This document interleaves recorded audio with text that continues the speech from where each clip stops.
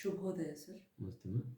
ಹರ್ಘರ್ ಆಯುರ್ವಿಜ್ಞಾನ್ ಮನೆ ಮನೆಗೂ ಆಯುರ್ವೇದ ಜ್ಞಾನವನ್ನು ತಲುಪಿಸ್ಬೇಕು ಅಂತ ತರಬೇತಿನ ಶುರು ಮಾಡಿದ್ವಿ. ತರಬೇತಿನೇ ಮುಕ್ತಾಯವಾಗಿದೆ. ಅದರಲ್ಲಿ ಕೆಲವೊಂದು ಪ್ರಶ್ನೆಗಳಿದೆ. ಆ ಪ್ರಶ್ನೆಗಳಿಗೆ ನೀವು ಉತ್ತರಿಸಬೇಕು ಸರ್. 12 ವರ್ಷದ ಮಗು ಹುಟ್ಟಿದಾಗಿಂದನೂ ಮಲಗಿದಾಗ ಮೈ ಕೆರ್ಕೊಳುತ್ತಾನೆ ಅಂತ ಪ್ರಶ್ನೆ ಇದೆ. ಯಾಕೆ ಸರ್?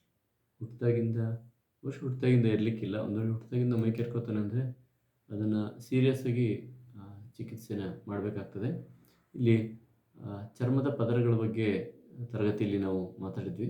ಚರ್ಮದ ಪದರಗಳಲ್ಲಿ ಕ್ಲೇದ ಏನಾದರೂ ಸಂಚಯ ಆಗಿತ್ತು ಅಂದರೆ ಅಂಟಿನ ಅಂಶ, ನೀರಾಗಿರಬೇಕಾಗಿರೋಂಥ ಫ್ಲೂಯಿಡು ಅಂಟಿನ ಅಂಶ ಏನಾದ್ರು ಇರುತ್ತೆ, ಮೈ ತುರಿಕೆ ಬರ್ತದೆ, ಅದು ಚಿಕಿತ್ಸೆ ಮಾಡುವಂಥದ್ದು. ಇನ್ನೊಂದು ಇದೆ, ಆ ರಸ ಅನ್ನುವಂಥದ್ದು ಚರ್ಮದ ಮಧ್ಯೆ ಇರತಕ್ಕಂಥ ದ್ರವ ಪ್ರಮಾಣದಲ್ಲಿ ಕಡಿಮೆ ಆಗಿದ್ದರಿಂದ ಅವಾಗಲೂ ತುರಿಕೆ ಬರ್ತದೆ. ಇದು ಒಳ್ಳೆಯ ಲಕ್ಷಣ ಅಲ್ಲ. ಸೊ ಎರಡಕ್ಕೂ ಚಿಕಿತ್ಸೆ ಬೇಕು. ಅದನ್ನು ಹಾಗೆ ಪರಿಹರಿಸೋದು ಅಥವಾ ಹಾಗೆ ಮಾಡೋದಲ್ಲ. ಸಾಮಾನ್ಯವಾಗಿ ನೀವು ಮನೆಯಲ್ಲೇ ಒಂದು ಪರಿಹಾರ ಮಾಡ್ಬೋದಾದರೆ, ಒಂದು 8 ದಿನ ಪ್ರಯತ್ನ ಮಾಡೋದಾದರೆ, ಈ ಬೆಟ್ಟದ ನೆಲ್ಲಿಕಾಯಿ ಪುಡಿ, ಒರಿಜಿನಲಿ ಬೆಟ್ಟದ ನೆಲ್ಲಿಕಾಯಿ ಪುಡಿ ಮತ್ತು ಅರಿಶಿಣದ ಪುಡಿ, ಶುದ್ಧ ಅರಿಶಿಣದ ಪುಡಿಯನ್ನು ಮಿಕ್ಸ್ ಮಾಡಿ ಒಂದು 3.5 ವರ್ಷ ಅಂತೀರ, ಒಂದು 2 ಚಿಟಿಕೆ ಅಥವಾ 3 ಚಿಟಿಕೆ ಕೊಡ್ತಾ ಬಂದರೆ ಅದು ಇಚ್ಚಿಂಗ್ ಕಮ್ಮಿ ಆಗ್ಬೋದು. ಆಹಾರದಲ್ಲಿ ಸ್ವೀಟು ಮತ್ತು ಎಣ್ಣೆ ಪದಾರ್ಥ ಮತ್ತು ಹುಳಿ ಇದನ್ನು ಸಂಪೂರ್ಣವಾಗಿ ನಿಲ್ಲಿಸಿ. ಇದು 8 ರಿಂದ 15 ದಿನ, 1 ರಿಂದ 2 ವಾರದಲ್ಲಿ ಅದು ಕಮ್ಮಿ ಆಗಲಿಲ್ಲ ಅಂದರೆ ವೈದ್ಯರನ್ನ ಭೇಟಿಯಾಗಬೇಕು. ಧನ್ಯವಾದಗಳು ಸರ್. ಬೆಳಗ್ಗೆ ಹೊತ್ತಿಗೆ ನೆತ್ತಿ, ಕಣ್ಣು ಮತ್ತು ಉರಿ ಬರ್ತದೆ. ಮಧ್ಯಾಹ್ನ ಆಗ್ತಾ ಆದಂಗೆ ಅದು ಜಾಸ್ತಿ ಆಗುತ್ತೆ. ಆ ಟೈಮಲ್ಲಿ ನೆತ್ತಿಗೆ ಹರಳೆಣ್ಣೆ ಹಾಕಿದ್ರೆ ಸ್ವಲ್ಪ ಉರಿ ಕಡಿಮೆ ಆಗುತ್ತೆ. ಇದು ತುಂಬ ದಿನಗಳಿಂದ ಈ ಥರ ಆಗ್ತದೆ. ಪರಿಹಾರ ಏನು? ಇದು ಪಿತ್ತಜ ಶೋಥ ಅಂತ ನಾವು ತರಗತಿಯಲ್ಲಿ ಮಾತಾಡ್ತಾ ಹೋದ್ವಿ. ಆ ಪಿತ್ತದಿಂದ ಉಂಟಾದ ಶೋಥದಿಂದ ಇದು ಬರ್ತದೆ. ನೆತ್ತಿಲಿ ಉರಿ ಬರುವಂಥದ್ದು, ನೆತ್ತಿ ಜುಮ್ ಅನ್ನೋವಂಥದ್ದು, ಇದೆಲ್ಲದೂ ಮಧ್ಯಭಾಗದಲ್ಲಿ ಇದನ್ನ ಹರಳೆಣ್ಣೆ ಹಾಕಿದರೆ ತಾತ್ಕಾಲಿಕವಾಗಿ ಪರಿಹಾರ ಆಗ್ತದೆ. ಆದರೆ ಸಣ್ಣ ಕರುಳಿನಲ್ಲಿ ಉತ್ಪತ್ತಿ ಆಗ್ತಂತಹ ತೀಕ್ಷ್ಣ ಪಿತ್ತ ಇದಕ್ಕೆ ಕಾರಣ ಆಗ್ತದೆ. ಆ ತೀಕ್ಷ್ಣ ಪಿತ್ತ ಪರಿಹಾರಕ್ಕೆ ಕನಿಷ್ಠ ಒಂದು 3-4 ತಿಂಗಳುಗಳ ಕಾಲ ಆಹಾರ ಮತ್ತು ಔಷಧಿ ಎರಡನ್ನೂ ಬೇಕಾಗ್ತದೆ. ಆಹಾರ ಪದ್ಧತಿಯಲ್ಲಿ ನಾವು ಈ ಹಿಂದೆ ಹೇಳಿರೋ ಹಾಗೆ ಪುಳಿಯೋಗರೆ, ಚಿತ್ರಾನ್ನಗಳನ್ನು, ಟೀ, ಕಾಫಿಯನ್ನು, ಹುಳಿ ಬರಿಸಿದ ದೋಸೆ, ಇಡ್ಲಿಗಳನ್ನು ಮತ್ತು ಅತ್ಯಂತ ಹುಳಿಯಾಗಿರ್ತಕ್ಕಂತಹ ಪದಾರ್ಥವನ್ನು ಬಿಡಬೇಕು ಅಂತ ಹೇಳ್ತಾ ಇದ್ದೀನಿ. ಸರ್, ಸಿರಿಧಾನ್ಯಗಳ ಬಳಕೆ ತುಂಬ ಆರೋಗ್ಯಕ್ಕೆ ಒಳ್ಳೆಯದು ಅಂತ ಹೇಳ್ತಾರೆ. ಅದು ಎಷ್ಟು ಸರಿ? ಹೇಗೆ ಬಳಸಬೇಕು ಸರ್? ಬಹುಶಃ ಹೇಳಿದೆ ಅಂತ ಅನ್ಕೋತೀನಿ. ಹಿಂದಿನ ವಿಡಿಯೋದಲ್ಲಿ ಹೇಳಿದೆ ನಾನು. ಆ ವಿಡಿಯೋಗಳನ್ನು ಸರ್ಚ್ ಮಾಡಿ ನೋಡಿದರೆ ತಮಗೆ ಮಾಹಿತಿ ಸಿಗ್ತದೆ. ಸಿರಿಧಾನ್ಯಗಳು ತುಂಬ ಡ್ರೈ ಇರ್ತದೆ. ಅದನ್ನು ಊಟ ಮಾಡಬೇಕಾದ್ರೆ ಅದಕ್ಕೆ ಬೇಕಾಗಿರುವಂತಹ ಕೆನೆ ಮೊಸರು, ಆಮೇಲೆ ಕೆನೆ ಹಾಲು, ಮಜ್ಜಿಗೆ ಅಲ್ಲ, ತುಪ್ಪ, ಬೆಣ್ಣೆ, ಈ ಥರದ ಪಕ್ಕಕ್ಕೆ ಈ ಥರದ್ದು ಬೇಕಾಗ್ತದೆ. ಕೇವಲ ಸಾಂಬಾರು ಮತ್ತು ಸಿರಿಧಾನ್ಯಗಳನ್ನು ಊಟ ಮಾಡೋದು ಅಥವಾ ಸಿರಿಧಾನ್ಯದಿಂದ ಉಪ್ಪಿಟ್ಟು ಮಾಡ್ಕೊಂಡು ಊಟ ಮಾಡೋದು, ಇದೆಲ್ಲ ಸ್ವಲ್ಪ ತೊಂದರೆ ಮಾಡ್ತದೆ. ಅದರಲ್ಲಿ ವಿಶೇಷವಾಗಿ ಸಜ್ಜೆ ಅಂತ ಆದರೆ ಅದು ತುಂಬ ತುಪ್ಪ ಮತ್ತು ಬೆಲ್ಲವನ್ನು ಕೇಳುತ್ತೆ. ಸೊ ಹೀಗಾಗಿ ಇವುಗಳು ಕೇವಲ ಡ್ರೈ ಮಾಡೋದ್ರಿಂದ, ನಿರಂತರ ಅದನ್ನು ಬಳಕೆ ಮಾಡೋದ್ರಿಂದ ಅದಕ್ಕೆ ಬೆಲ್ಲನೋ ಅಥವಾ ಕೆನೆ ಪದಾರ್ಥಗಳು ಅಥವಾ ಹಾಲನ್ನು ಹೀಗೆ ಬಳಸ್ತಾ ಇದ್ದರೆ ಅದು ತೊಂದರೆ ಮಾಡ್ತದೆ ಕಾಲಾಂತರದಲ್ಲಿ. ಎಷ್ಟೋ ಜನರಿಗೆ ಹೈಪೋಥೈರಾಯಿಡಿಸಮ್ ಮಾಡೋದು ನೋಡಿದ್ದೀನಿ, ಮೂಳೆಗಳು ಸ್ವಲ್ಪ ಸೌದರೋದನ್ನು ನೋಡಿದ್ದೀನಿ. ಹಾಗೆ ಒಳ್ಳೆಯದು ಅಂತೇಳಿ ಅತಿಯಾಗಿ ಮತ್ತು ನಿರಂತರವಾಗಿ ಬಳಸೋದು ಬೇಡ. ಧನ್ಯವಾದಗಳು ಸರ್. ಯಾವುದೇ ಆಹಾರವನ್ನು ಅಥವಾ ನೀರನ್ನು ಕೂತ್ಕೊಂಡು ಅಥವಾ ಓಡಾಡಿಕೊಂಡು ಸೇವಿಸಬಾರ್ದು ಅಂತಾರೆ. ನಿಂತ್ಕೊಂಡು ಅಥವಾ ಓಡಾಡಿಕೊಂಡು. ಸರಿಯಾಗಿದೆ. ನಿಂತ್ಕೊಂಡು ಮತ್ತು ಓಡಾಡ್ಕೊಂತ ನೀರನ್ನು ಸೇವನೆ ಮಾಡೋದು ಅಷ್ಟು ಸಮಂಜಸ ಅಲ್ಲ. ಕೂತ್ಕೊಂಡು ತಗೊಳ್ಳೋದು ಒಳ್ಳೆಯದು. ತುಂಬ ಎಮರ್ಜೆನ್ಸಿ ಇರುತ್ತೆ ಅಂದರೆ ನಾನು ಹೇಳಿದೆ, ನೀರನ್ನು ಕುಡಿಯುವಾಗ ಕಚ್ಚಿ ಕುಡಿಬೇಕು ಅಂತ. ಅವಾಗ ನೀವು ಎಮರ್ಜೆನ್ಸಿಲಿ ನಿಂತ್ಕೊಂಡು ಕುಡಿಯುವಾಗಲೂ ಕೂಡ ಅದನ್ನು ಕಚ್ಚಿ ಬಾಯೊಳಗಿಟ್ಕೊಂಡು ನಿಧಾನಕ್ಕೆ ನುಂಗೋದ್ರಿಂದ ಎಮರ್ಜೆನ್ಸಿಯಾಗಿ ಪರಿಹಾರವನ್ನು ಮಾಡ್ಕೊಳ್ಬೋದು. ಅದು ತೀರಾ ಆಚಾರದ ಥರ ರೂಲ್ಸ್ ತರಕ್ಕೆ ಹೋಗೋದು ಬೇಡ. ಬಾಯಲ್ಲಿ ನೀರು ಇಟ್ಕೊಂಡು ನುಂಗೋದಾದರೆ ನಿಂತ್ಕೊಂಡು ಕುಡಿಬೋದು. ಅದು ನಡೆದಾಡ್ತಾ ಕುಡಿಯೋದು ಅಷ್ಟು ಸೂಕ್ತ ಅಲ್ಲ. ಹೆಚ್ಚಿನ ಅಂಶ ಅದು ತೊಂದರೆನ ತಂದೆ ತರ್ತದೆ. ಅಲ್ಲಿ ಎಪಿಗ್ಲಾಟಿಸ್ಗೆ ತೊಂದರೆ ಆಗುತ್ತೆ, ತುಂಬ ಲೋಡ್ ಆಗುತ್ತೆ. ಎಪಿಗ್ಲಾಟಿಸ್ ಅಂತ ಇರ್ತದೆ, ಅದಕ್ಕೆ ಲೋಡ್ ಆಗ್ತದೆ ನೀವು ನಡೆದಾಡ್ತಾ ನೀರು ಕುಡಿಯೋದಾದರೆ. ಹಾಗೆ ಮಾಡಬಾರ್ದು. ಸರ್, ತಾಮ್ರದಲ್ಲಿ ಹಾಕಿದ ನೀರನ್ನು ಎಷ್ಟು ಅವರ್ಸ್ ಒಳಗೆ ಬಳಸಬಹುದು? ಡೈಲಿ ವಾಶ್ ಮಾಡಬೇಕಾ? ನಾನು ಇದ್ರ ಬಗ್ಗೆ ಕ್ಲಾಸಲ್ಲೇ ಹೇಳಿದ್ದೀನಿ. ದಯಮಾಡಿ ಅದನ್ನು ಕ್ಲಾಸಲ್ಲೇ ಅರ್ಥ ಮಾಡ್ಕೋಬೇಕಾಗಿತ್ತು. ತುಂಬ ಡೀಟೇಲಾಗಿ ಹೇಳಿದ್ದೀನಿ ನಾನು. ತಾಮ್ರದ ಪಾತ್ರೆಯಲ್ಲಿ ಹಾಕಿರ್ತಕ್ಕಂತಹ RO ಫಿಲ್ಟರ್ ಜಲವನ್ನು ಸೇವನೆಗೆ ಯೋಗ್ಯ ಅಲ್ಲ. ಅದನ್ನು ಸೇವನೆ ಮಾಡಲೇಬೇಡಿ. ನಳದಲ್ಲಿ ಹಿಡಿದಿರ್ತಕ್ಕಂತಹ ನೀರನ್ನು ಮಣ್ಣಿನ ಫಿಲ್ಟ್ರನ್ನ ಬಳಸಿ ಫಿಲ್ಟ್ರ್ ಮಾಡಿ ಆ ನೀರನ್ನು, ಅಂದರೆ ಹುಳಿ ಬರದೇ ಇರುವಂತಹ ಆರ್ ಒ ಫಿಲ್ಟ್ರಲ್ಲಿ ಹುಳಿ ಬರ್ತದೆ, ಹುಳಿ ಆಗದೇ ಇರುವಂತಹ ನೀರನ್ನು ತಾಮ್ರದ ಪಾತ್ರೆಯಲ್ಲಿ ಹಾಕಿ ಪ್ರತಿದಿನ ಬಳಸ್ಬೋದು. ಯಾವ ಆಚಾರ್ಯರು ಹೇಳಿರೋ ಥರ 12 ತಾಸಿಗೆ ನೀರನ್ನು ಪಾತ್ರೆಯನ್ನು ತೊಳೆದು ಚೇಂಜ್ ಮಾಡಬೇಕು ಅಂತ ಹೇಳಿದ್ದಾರೆ. ಹಾಗಾಗಿ ಪ್ರತಿ 12 ಗಂಟೆಗೆ ಯಾವುದೇ ಪಾತ್ರೆಯಲ್ಲಿರೋ ನೀರನ್ನು ಬದಲಾಯಿಸಿ ಮತ್ತೆ ಹೊಸದಾಗಿ ತುಂಬಬೇಕು. ಇದು ಪದ್ಧತಿ. ಧನ್ಯವಾದಗಳು ಸರ್. ಮಾಮೂಲಿ ರವೆ ಮತ್ತು ಮಾಮೂಲಿ ಗೋಧಿ ಮತ್ತು ಜವೆ ಗೋಧಿ ಎರಡು ಒಂದೇನಾ? ಮತ್ತು ರವೆ ಯೂಸ್ ಮಾಡಲಿಕ್ಕೆ ಒಳ್ಳೆಯದು? ಮಾಮೂಲಿ ಗೋಧಿ ಮತ್ತು ಜವೆ ಗೋಧಿ ಎರಡು ಬೇರೆ ಬೇರೆ. ಜವೆ ಗೋಧಿ ಇದು ಮಾಮೂಲಿ ಗೋಧಿಗಿಂತ ನೋಡಿ, ಬಹಳಷ್ಟು ಜನ ಜವೆ ಗೋಧಿ ಊಟ ಮಾಡ್ತೀವಿ, ಭಾಳ ಒಳ್ಳೆಯದು, ಅದು ಜವೆ ಗೋಧಿ ತುಂಬ ಚೆನ್ನಾಗಿ, ಮಾಮೂಲಿ ಗೋಧಿಗಿಂತ ಕೆಟ್ಟ ಪರಿಣಾಮವನ್ನು ಬೀರ್ತದೆ ಜವೆ ಗೋಧಿ. ಅದು ಹಾಗೆ ಹೊರಟುಬಿಟ್ಟಿದೆ ಒಟ್ಟು ಜಗತ್ತಲ್ಲಿ. ಯಾವುದು ರೇರ್ ಸಿಗ್ತದೋ ಅದನ್ನು ದೊಡ್ಡದು ಅಂತ ಬಿಂಬಿಸೋದು ಅಥವಾ ಇನ್ನೇನೋ ಗೊತ್ತಿಲ್ಲ. ಜವೆ ಗೋಧಿಯನ್ನು ಪಥ್ಯ ಅಂತ ಹೇಳ್ತಾರೆ ಆಚಾರ್ಯರು, ಜವೆ ಗೋಧಿಯನ್ನು ರೂಕ್ಷ ಅಂತ ಹೇಳ್ತಾರೆ. ಜವೆ ಗೋಧಿ ರೋಗದ ಅವಸ್ಥೆಯಲ್ಲಿ ಮಾತ್ರ ಬೇಕು, ಇದು ಹಗುರವಾಗಿ ಜೀರ್ಣ ಆಗುತ್ತೆ ಅಂತ ಹೇಳ್ಕೊತಾರೆ. ಯಾವುದಕ್ಕೆ ಕಂಪೇರ್ ಮಾಡಿ ಅಂದರೆ ಗೋಧಿಗೆ ಕಂಪೇರ್ ಮಾಡಿ ಹೇಳ್ತಾರೆ. ಗೋಧಿಯಲ್ಲಿ ಬ್ರಹ್ಮಣಕಾರಿ ಇದೆ, ಅದು ಶಕ್ತಿಯನ್ನು ಕೊಡ್ತದೆ, ಬಲವರ್ಧನೆ ಮಾಡ್ತದೆ, ಶುಕ್ರವನ್ನು ವೃದ್ಧಿ ಮಾಡ್ತದೆ, ಇದೆಲ್ಲ ಹೇಳಿದ್ದಾರೆ. ಗೋಧಿಗೆ ನಿಜವಾಗ್ಲೂ ಆ ಗುಣ ಇದೆ. ನಾವು ಚಪಾತಿ ಮಾಡ್ಕೊಂಡು ತಿನ್ನುವಂಥದ್ದಲ್ಲ. ಚಪಾತಿ ಮಾಡ್ಕೊಂಡ್ರೆ ಗೋಧಿ ಡ್ರೈ ಆಗ್ತದೆ, ಡ್ರೈ ಆದಾಗ ಅದು ಹುಳಿಯನ್ನು ಬಿಡ್ತದೆ, ಹಾಗಾಗಿ ಅದು ಸೂಕ್ತ ಅಲ್ಲ. ಜವೆ ಗೋಧಿ ಅದಕ್ಕಿಂತ ಹೆಚ್ಚು ರೀತಿಯಲ್ಲಿ ಚಪಾತಿ ಮಾಡಿದರೆ ತೊಂದರೆಯನ್ನು ಮಾಡ್ತದೆ. ನೀವು ಗೋಧಿಯನ್ನು ಬಳಸೋದಾದರೆ ಅದನ್ನು ಪಾಯಸದ ರೂಪದಲ್ಲಿ ಬಳಸೋದು ತುಂಬ ಸೂಕ್ತ. ಯಾವಾಗಲೂ ಒಂದು ಸರಿ ಅದನ್ನು ಬಳಸಬೇಕಾಗಿರೋಂಥದ್ದು, ಅದು ಖಂಡಿತ ಆರೋಗ್ಯಕರ ಆಹಾರ ಆಗ್ತದೆ. ಗೋಧಿ ಬಳಕೆನೇ ಸರಿಯಲ್ಲ ಅನ್ನೋಂಥದ್ದೆಲ್ಲ, ಅದನ್ನು ಎಣ್ಣೆ ತುಪ್ಪ ಹಾಕ್ಕೊಂಡು ಊಟ ಮಾಡಬೇಕು, ಗೋಧಿ ಪಾಯಸ ಆದರೂ ಕೂಡ. ಸೊ ಜವೆ ಗೋಧಿಯನ್ನು ಯಾವಾಗ ಜೀರ್ಣಶಕ್ತಿ ಕಮ್ಮಿ ಇದೆಯೋ ಅವರು ಈ ಭಾಗದಲ್ಲೆಲ್ಲ ನಿತ್ಯ ಗೋಧಿ ರೂಢಿ ಇರುವಂಥವ್ರು, ಈ ಗೋಧಿ ನಿತ್ಯ ಯಾರಿಗೆ ರೂಢಿ ಇದೆಯೋ, ನಾರ್ತ್ ಇಂಡಿಯಾದಲ್ಲಿ ಯಾರಿಗೆ ರೂಢಿ ಇದೆಯೋ ಅವರು ಈ ಗೋಧಿಯ ಬದಲಾಗಿ ಆರೋಗ್ಯ ಕೆಟ್ಟಾಗ, ಅಜೀರ್ಣ ಇದ್ದಾಗ, ಜ್ವರ ಬಂದಾಗ ಜವೆ ಗೋಧಿಯನ್ನು ಬಳಸೋದಕ್ಕೆ ಹೇಳಿದ್ದಾರೆ ಹೊರತು ನಿತ್ಯ ಜವೆ ಗೋಧಿಗೆ ಅಷ್ಟು ಪ್ರಾಶಸ್ತ್ಯ ಇಲ್ಲ. ಸರ್, ಮನೆಯಲ್ಲೇ ಸಾಕಿದಂತಹ ಎಮ್ಮೆಯ ಹಾಲು, ಮೊಸರು, ಬೆಣ್ಣೆ, ತುಪ್ಪ ಸೇವಿಸಬಹುದು? ಬಳಸ್ಬೋದು. ಮನೆಯಲ್ಲೇ ಸಾಕಿರ್ತಕ್ಕಂತಹ ಎಮ್ಮೆಯ ಆಹಾರ, ಹಾಲನ್ನೆಲ್ಲ ಬಳಸ್ಬೋದು. ಆದರೆ ಮನಸ್ಸು ಮತ್ತು ಬುದ್ಧಿ ಸ್ವಲ್ಪ ಮಂದ ಆಗ್ತವೆ, ಅದು ಖಂಡಿತ. ಮಹಿಷ ಕ್ಷೀರಕ್ಕಿರುವಂಥದ್ದು ನಿದ್ದೆಕಾರಕ. ಅದು ಮಹಿಷ ಕ್ಷೀರ ಯಾರಿಗೆ ನಿದ್ದೆ ಬರಲ್ವೋ ಅವರು ಎಮ್ಮೆ ಹಾಲನ್ನು ಅದಕ್ಕೆ ಕಲ್ಲು ಸಕ್ಕರೆಯನ್ನು ಹಾಕಿ ರಾತ್ರಿ ಸ್ವಲ್ಪ ಒಂದು 7-8 ಗಂಟೆ ಒಳಗೇ ಹೊರಗಡೆ ಇಟ್ಬಿಟ್ಟು, ಅಂದರೆ ಶೀತಲವಾದ ಪ್ರದೇಶದಲ್ಲಿ ಅದನ್ನು ಹೊರಗಡೆ ಒಂದು ಮುಚ್ಚಿ ಪಾತ್ರೆಯಲ್ಲಿ ಇಟ್ಬಿಟ್ಟು ಆ ಗ್ಲಾಸನ್ನು ತೊಗೊಂಡು ರಾತ್ರಿ ಮಲಗುವಾಗ ಕುಡಿದು ಮಲಗಿದರೆ ಒಳ್ಳೆ ನಿದ್ದೆಯನ್ನು ಕೊಡ್ತದೆ. ಇದು ತಾಮಸಿಕ ಪ್ರವೃತ್ತಿ ಇರೋದ್ರಿಂದ ಬೆಳವಣಿಗೆಗೆ, ಮನಸ್ಸಿನ ಬೆಳವಣಿಗೆಗೆ ಖಂಡಿತ ಒಳ್ಳೆಯದಲ್ಲ. ಮನುಷ್ಯ ಅಂದರೆ ಮನಸ್ಸು ಆಗಿರೋದ್ರಿಂದ ಆ ಮನಸ್ಸು ಬೆಳವಣಿಗೆಗೆ ಎಮ್ಮೆ ಹಾಲು ಒಳ್ಳೆಯದಲ್ಲ. ಶರೀರದ ಬೆಳವಣಿಗೆಗೆ ಖಂಡಿತವಾಗ್ಲೂ ಒಳ್ಳೆಯದು. ಯಾರು ತುಂಬ ಲೀನ್ ಪರ್ಸ್ನಾಲಿಟಿ ಇದ್ದಾರೋ, ಯಾರು ನಿದ್ದೆನ ಮಾಡಲ್ವೋ ಅವರಿಗೆ ಅದು ಖಂಡಿತವಾಗ್ಲೂ ಔಷಧಿಯಾಗಿ ಕೆಲಸ ಮಾಡ್ತದೆ. ಆದರೆ ಎಮ್ಮೆಗೆ ಏನೇನೋ ತಿನ್ನಿಸಿ ಬಹಳಷ್ಟು ಹಾಲನ್ನು ಹೆಚ್ಚು ಮಾಡೋದಲ್ಲ, ನ್ಯಾಚುರಲಿ ಅದು ಹಾಗೆ ಇರಬೇಕು. ಫರ್ಮೆಂಟೆಡ್ ಫುಡ್ಸ್ ನೀವು ಬೇಡ ಅಂತ ಹೇಳಿದ್ರಿ ಸರ್. ಹಾಗೆ ಒಂದು ರೂಢಿ ಇದೆ, ಅದೇನಪ್ಪ ಅಂದರೆ ಹಿಂದಿನ ದಿನ ಉಳಿದಿದ್ದ ಅನ್ನಕ್ಕೆ ಮಜ್ಜಿಗೆನೋ ಮೊಸರನ್ನು ಬೆರೆಸಿಟ್ಟು ಮರುದಿನ ಬೆಳಗ್ಗೆ ಸೇವಿಸುವಂಥ ಪಾರಂಪರಿಕವಾಗಿ ಎಷ್ಟೊಂದು ಜನ ಫಾಲೋ ಮಾಡ್ತಾರೆ. ಅದು ಸರಿನಾ? ಸರಿ ಇದೆ. ಹಿಂದಿನ ದಿನ ಅನ್ನವನ್ನು ನೆನೆಸಿಟ್ಬಿಟ್ಟು ಬೆಳಗ್ಗೆ ಅದನ್ನು ಸ್ವಲ್ಪ ಹುಳಿ ಬರೆಸಿ ಅಲ್ಲಿ ಹೆಲ್ದಿ ಬ್ಯಾಕ್ಟೀರಿಯಾಸ್ ಗ್ರೋತ್ ಆಗ್ತದೆ, ಅದು ಒಳ್ಳೆಯದು. ಮತ್ತು ನಿತ್ಯ ಅಂತಲ್ಲ, ಅದು ಒಳ್ಳೆಯದೇ. ಅದು ಯಾರಿಗದು ರೂಢಿ ಇದೆಯೋ ಅದು ಒಳ್ಳೆಯದು. ಹಾಗೆ ಜೋಳದ ಅಂಬ್ಲಿ ಅಂತ ಮಾಡ್ತಾರೆ ನಾರ್ತ್ ಕರ್ನಾಟಕದಲ್ಲಿ, ಅದು ಕೂಡ ಹುಳಿ ಬರೆಸ್ತಾರೆ. ಸೊ ಇದನ್ನು ಏನೂ ಧಾನ್ಯಗಳನ್ನು ಬೇರೆ ಇನ್ನೊಂದನ್ನು ಮಿಕ್ಸ್ ಮಾಡಿ ಎನ್ಹ್ಯಾನ್ಸ್ ಮಾಡೋದಿಲ್ಲ, ಫರ್ಮೆಂಟೇಷನ್ನ ಎನ್ಹ್ಯಾನ್ಸ್ ಮಾಡಿ ಅದನ್ನು ಕಾರ್ಬನ್ ಡೈಆಕ್ಸೈಡಲ್ಲಿ ಉತ್ಪತ್ತಿಯಾಗುವಂಥ ಬ್ಯಾಕ್ಟೀರಿಯಾಗಳನ್ನು ಗ್ರೋತ್ ಮಾಡಲ್ಲ. ಅಲ್ಲಿ ನ್ಯಾಚುರಲಾಗಿ ಬ್ಯಾಕ್ಟೀರಿಯಾಗಳು ಗ್ರೋತ್ ಆಗುತ್ತೆ. ಅದು ಮೋಸ್ಟ್ ಹೆಲ್ದಿಯೆಸ್ಟ್ ಬ್ಯಾಕ್ಟೀರಿಯಾಗಳು. ವಿಟಮಿನ್ B12 ಹೆಚ್ಚಾಗ್ತದೆ, ದೊಡ್ಡ ಕರುಳಿನ ಆರೋಗ್ಯ ಕೂಡ ಸುಧಾರಿಸುತ್ತೆ ಈ ಥರದ ಆಹಾರದಿಂದ. ಆದರೆ ಉದ್ದಿನ ಬೇಳೆನ ಹಾಕಿ ಹುಳಿ ಬರೆಸಿ ಅಲ್ಲಿ ಆಲ್ಕೋಹಾಲನ್ನು ಜನ್ರೇಟ್ ಮಾಡ್ತೀವಲ್ಲ, ಯಾಕೆ ಆಲ್ಕೋಹಾಲ್ ಜನ್ರೇಟ್ ಆಗುತ್ತೆ ಅಂದರೆ ಎನರೋಬಿಕ್ ಬ್ಯಾಕ್ಟೀರಿಯಾಗಳು ಬೆಳೀತಾ ಹೋಗ್ತದೆ. ಬೆಳೆದಿರ್ತಕ್ಕಂತಹ ಬ್ಯಾಕ್ಟೀರಿಯಾಗಳು ಆಲ್ಕೋಹಾಲನ್ನು ಪ್ರೊಡ್ಯೂಸ್ ಮಾಡ್ತದೆ. ಈ ರೀತಿಯ ಆಲ್ಕೋಹಾಲಿಂದ ಪ್ರೊಡ್ಯೂಸ್ ಆಗಿರ್ತಕ್ಕಂತಹ ದೋಸೆಯನ್ನು ತಿಂದಾಗ ನಮಗೆ ಗೊತ್ತಾಗುತ್ತೆ ಮಧ್ಯಾಹ್ನ ಮತ್ತು ಬರ್ತದೆ, ನಮಗೆ ತಿಂದೊಂದು 2 ತಾಸಿಗೆ ಒಳ್ಳೆ ಮತ್ತು ಬರ್ತದೆ. ಅದೇ ನೀವು ಈ ರೀತಿಯ ಅಂಬ್ಲಿ ಮತ್ತು ಅನ್ನವನ್ನು ಊಟ ಮಾಡೋದ್ರಿಂದ ಮತ್ತು ಬರೋದಿಲ್ಲ, ಆ್ಯಕ್ಟಿವ್ ಆಗಿರ್ತೀವಿ. ಸೊ ಅಲ್ಲಿ ಸತ್ವಹೀನ ಆಹಾರ ಆಗ್ತದೆ ಉದ್ದಿನ ಬೇಳೆ ಹಾಕಿರುವಂಥದ್ದು. ಈ ಥರದ್ದು ಸತ್ವಹೀನ ಆಹಾರ ಏನೂ ಆಗೋದಿಲ್ಲ.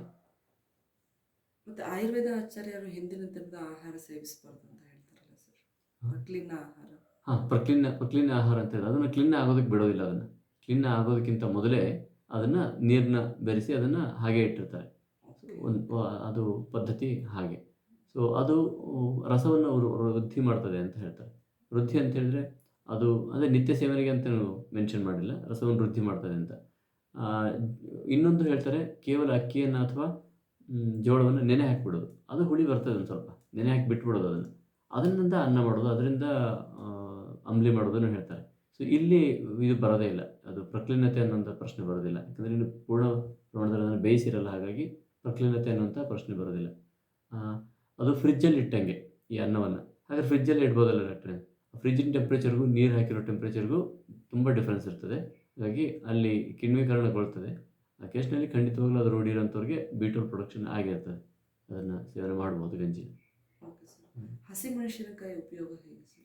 ಹಸಿಮೆಣಸಿನಕಾಯಿ ತುಂಬ ಕಡಿಮೆ ಪ್ರಮಾಣದಲ್ಲಿ ಅಗತ್ಯ ಇದೆ. ಯಾವಾಗ ನಾವು ಸ್ವೀಟನ್ನು ಊಟ ಮಾಡಿರ್ತೀವೋ ಆವಾಗ ಖಂಡಿತವಾಗ್ಲೂ ಅಗತ್ಯವಿದೆ. ಇತ್ತೀಚಿನ ಜನರು ಕಾರ್ಬೋಹೈಡ್ರೇಟನ್ನು ಬಿಟ್ಟು ಊಟ ಮಾಡ್ತಾ ಇದ್ದೀವಿ.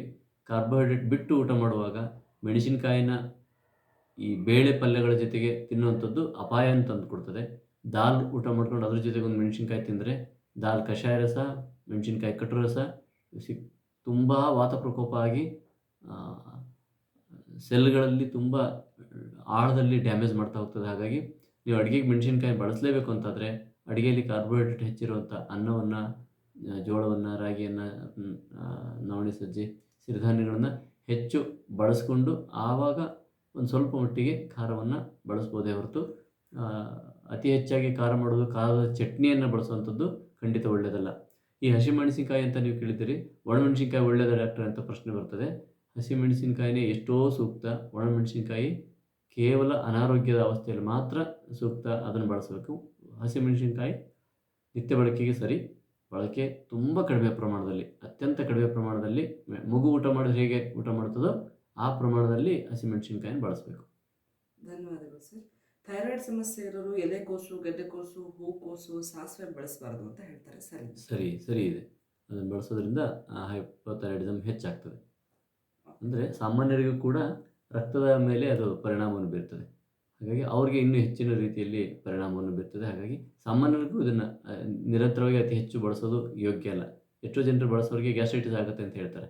ಅದರ ಅರ್ಥ ಅದೇ, ಅದು ರಕ್ತದ ಮೇಲೆ ಒತ್ತಡವನ್ನು ಹೇರ್ತದೆ, ರಕ್ತದಲ್ಲಿ ಪಿತ್ತವನ್ನು ಸ್ವಲ್ಪ ವರ್ಧನೆ ಮಾಡ್ತದೆ. ಹಾಗಾಗಿ ಈ ಹೂಕೋಸುಗಳು, ವಿಶೇಷವಾಗಿ ಎಲೆಕೋಸುಗಳು, ಈ ಥರದ ಬಳಕೆ ಅಷ್ಟು ಸೂಕ್ತ ಏನಲ್ಲ.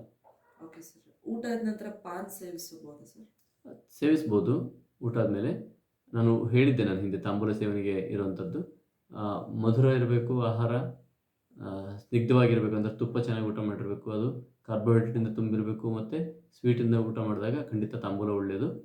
ಯಾವುದು ಮೆಣಸಿನ್ಕಾಯಿ ಬಗ್ಗೆ ಹೇಳಿದ್ನೋ ಅದೇ ರೀತಿ ಇಲ್ಲೂ ಕೂಡ ನೀವು ಏನಾದರೂ ಸ್ವೀಟು ಆ ಥರದ್ದು ಊಟ ಮಾಡಿದಾಗ ಮಾತ್ರ ತಾಂಬೂಲ ಯೋಗ್ಯನೇ ಹೊರತು ಡ್ರೈ ಎಲ್ಲ ಊಟ ಮಾಡಿಬಿಡಿ, ನಂಗೆ ಕೊಲೆಸ್ಟ್ರಾಲ್ ಆಗಬಾರ್ದು ಅಂತ ಕಲ್ಪನೆ ಇಟ್ಕೊಂಡು ಊಟ ಮಾಡಿ ಅಡಿಕೆ ಎಲೆ ತಿಂದರೆ ಇನ್ನೊಂದು ಸ್ವಲ್ಪ ಡ್ಯಾಮೇಜ್ ಮಾಡ್ತದೆ.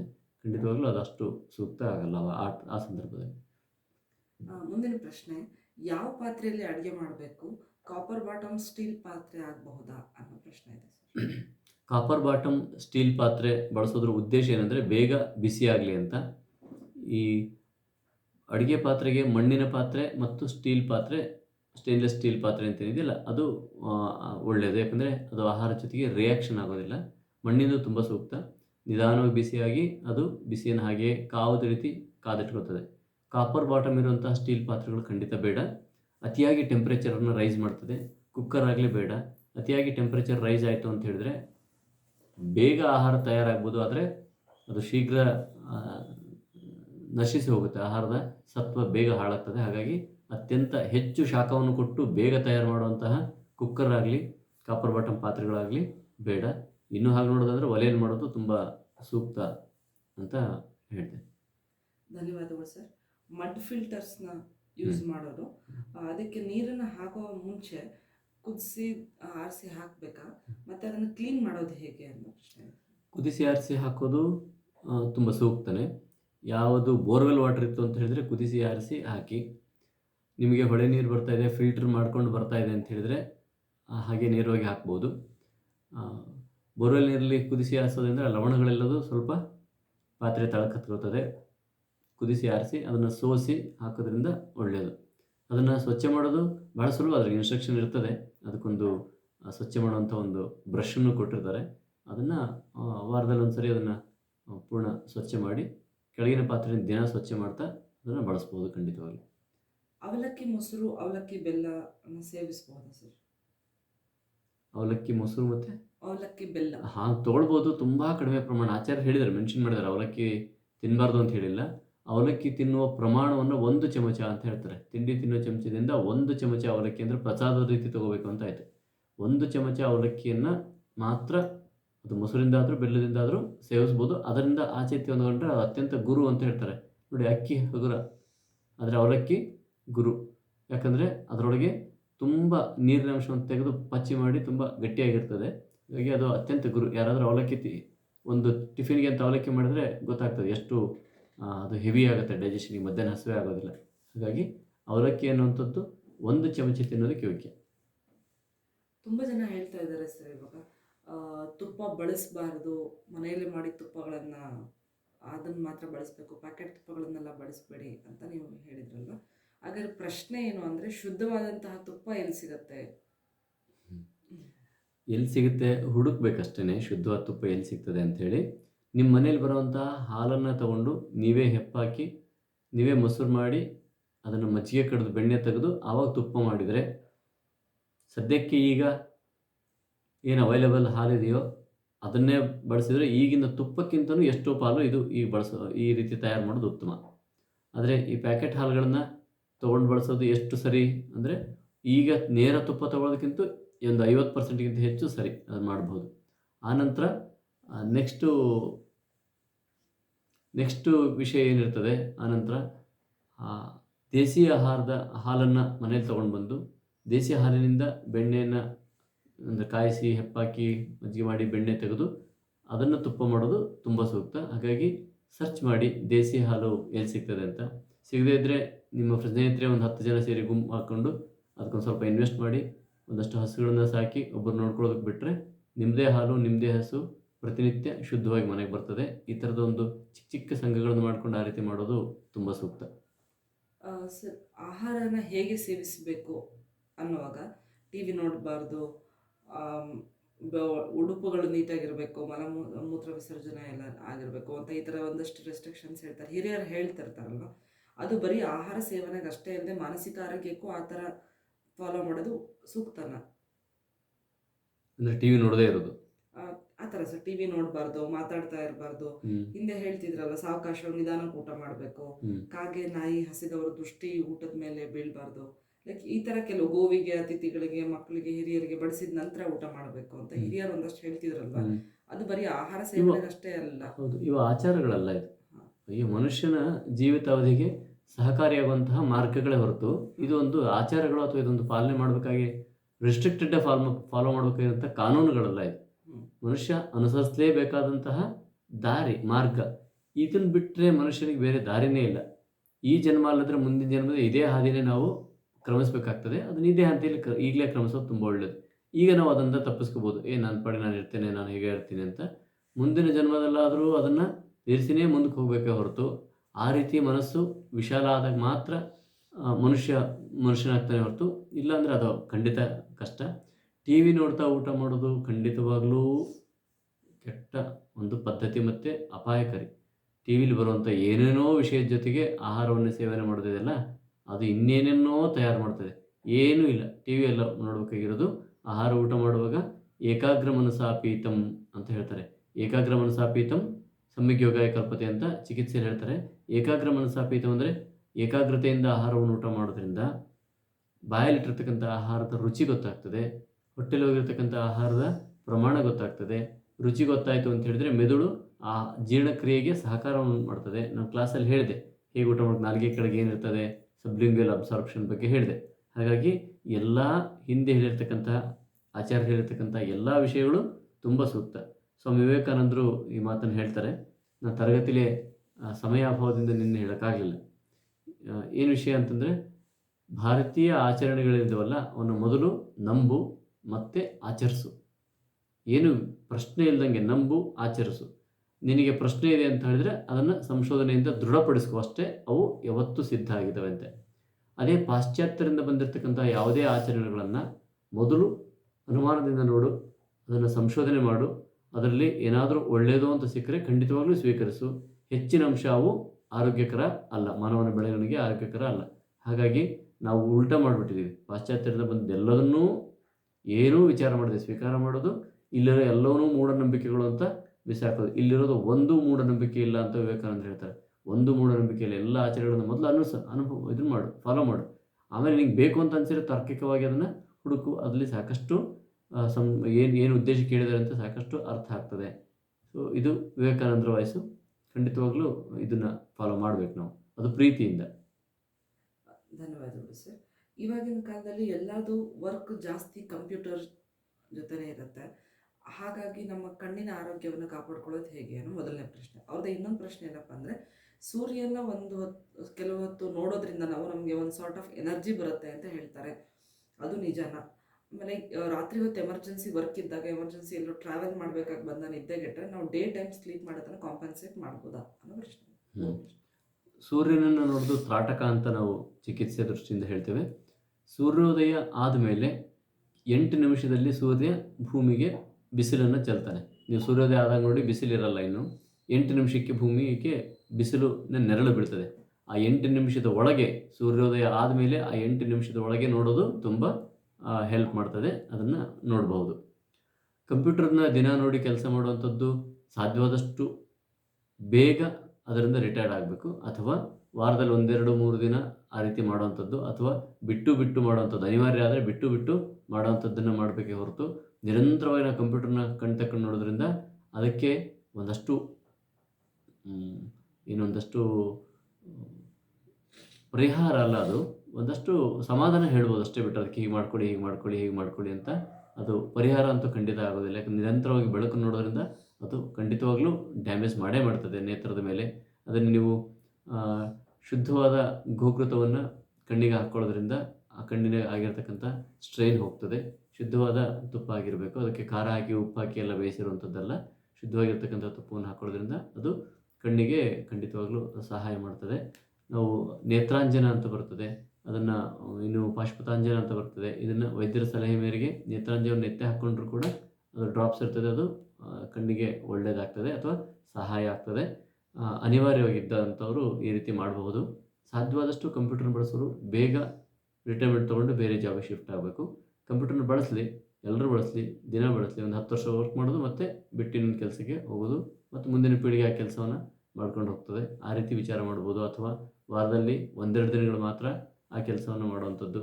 ಸೊ ಹೀಗೆ ಅದರ ಬಳಕೆಯನ್ನು ಹೇಗಾದರೂ ಮಾಡಿ ಅದನ್ನು ಕಡಿಮೆ ಮಾಡುವಂಥದ್ದು. ಜೀವನ ಅವಶ್ಯಕತೆ ಅದನ್ನು ಹೇಗೂ ಪೂರೈಸುತ್ತೆ, ಕಂಪ್ಯೂಟರ್ ಮಾಡೋದ್ರಿಂದನೇ ಅಲ್ಲ, ಹೇಗೆ ಪೂರೈಸುತ್ತೆ. ಜೀವನ ಅವಶ್ಯಕತೆಗಾಗಿ ಜೀವವನ್ನೇ ಬಲಿ ಇಡೋದು ಬೇಡ, ಬೇರೆ ವೃತ್ತಿಗಳನ್ನು ಮಾಡಬಹುದು.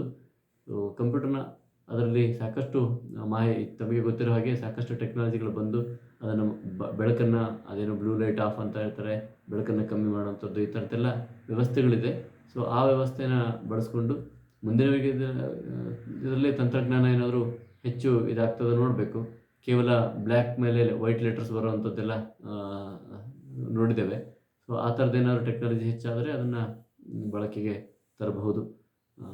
ಹಾಗಾಗಿ ಕಂಪ್ಯೂಟರ್ನ ಹೆಚ್ಚು ಬಳಸೋದು ಅಷ್ಟು ಸೂಕ್ತ ಏನಲ್ಲ. ನಮ್ಮ ಭಾರತ ದೇಶ ವಾತಪ್ರಧಾನ ದೇಶ. ಇಲ್ಲಿ ಜಾಗಿಂಗ್ ಮಾಡೋದಕ್ಕೆ ಒಳ್ಳೆಯದಲ್ಲ, ಬರೀ ನಡಿಗೆ ಮಾಡ್ಬೋದು, ಮತ್ತು ಸೂರ್ಯ ನಮಸ್ಕಾರ ಅಷ್ಟೇ ಸೂಕ್ತ ಅಂತ ಹೇಳ್ತಾರೆ. ಸರಿನಾ ಸರ್? ಎಲ್ಲೂ ಯಾವ ದೇಶದಲ್ಲಾದರೂ ಜಾಗಿಂಗಿನಂತ ತುಂಬ ಒಳ್ಳೆಯದಲ್ಲ, ನಡಿಗೆ ಮಾತ್ರ. ಈ ಬಾಡಿ ಸ್ಟ್ರಕ್ಚರ್ ಏನಿದೆಯಲ್ಲ, ಗುಲ್ಫಾ ಅಂತ ಏನು ಕರಿತೀವಿ, ಅದು ಏನು ಆ್ಯಂಕಲ್ ಜಾಯಿಂಟ್ ಅಂತ ಏನು ಕರಿತೀವಿ,